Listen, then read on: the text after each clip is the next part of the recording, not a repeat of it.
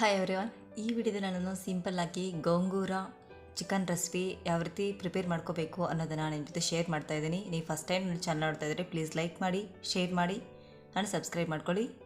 Welcome to Dhanya channel. ಇದಕ್ಕೋಸ್ಕರ ನಾನು first stove on ಮಾಡಿ ಪ್ಯಾನ್ ಇಟ್ಟು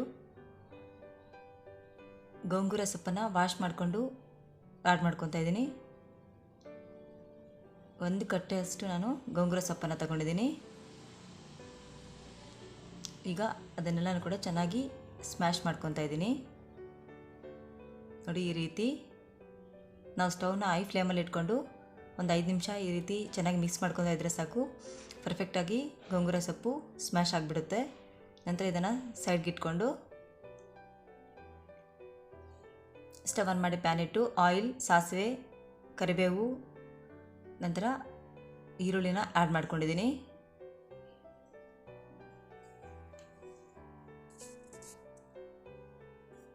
ನಂತರ ಒಂದು ಟೊಮ್ಯಾಟೊನ ಕೂಡ ಕಟ್ ಮಾಡಿಕೊಂಡು ಆ್ಯಡ್ ಮಾಡ್ಕೊಂಡಿದ್ದೀನಿ.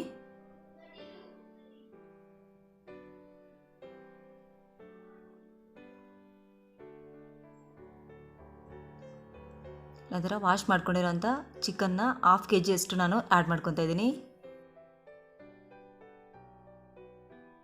ರುಚಿಗೆ ತಕ್ಕಷ್ಟು ಸಾಲ್ಟ್ನ ಕೂಡ ಆ್ಯಡ್ ಮಾಡ್ಕೊತಾ ಇದ್ದೀನಿ. ನಂತರ ಚೆನ್ನಾಗಿ ಮಿಕ್ಸ್ ಮಾಡಿಕೊಂಡು ಒಂದು 1/2 ಗ್ಲಾಸಷ್ಟು ನೀರನ್ನು ಆ್ಯಡ್ ಮಾಡ್ಕೊತಾ ಇದ್ದೀನಿ.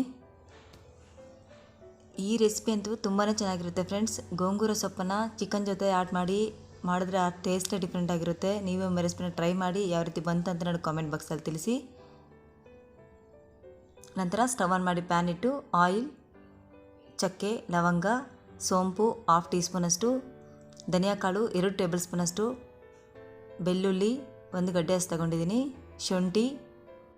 ಈಗ ಇದನ್ನೆಲ್ಲನೂ ಕೂಡ ಆಯಿಲಲ್ಲಿ ಚೆನ್ನಾಗಿ ಫ್ರೈ ಮಾಡಿಕೊಂಡು ನಂತರ ತಣ್ಣಗಾದ್ಮೇಲೆ ರುಬ್ಕೋಬೇಕು.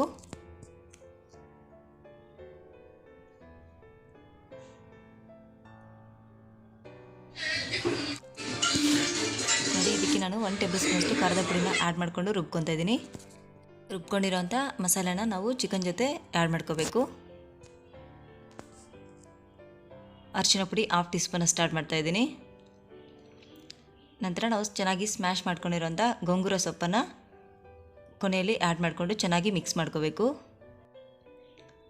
ಚಿಕನ್ ಜೊತೆ ಗೋಂಗೂರ ಸೊಪ್ಪನ್ನು ಆ್ಯಡ್ ಮಾಡಿದ ನಂತರ ಒಂದು 10 ನಿಮಿಷ ಚೆನ್ನಾಗಿ ಬೇಯಿಸ್ಕೊಂಡು ನಂತರ ಸ್ಟವ್ನ ಆಫ್ ಮಾಡಿ ಸರ್ವ್ ಮಾಡಿಕೊಂಡ್ರೆ ಸೂಪರ್ ಆ್ಯಂಡ್ ಟೇಸ್ಟಿಯಾಗಿರೋಂಥ ಗೋಂಗೂರ ಚಿಕನ್ ರೆಡಿಯಾಗುತ್ತೆ friends.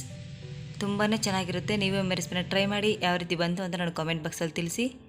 Thank you so much for your watching. Bye friends.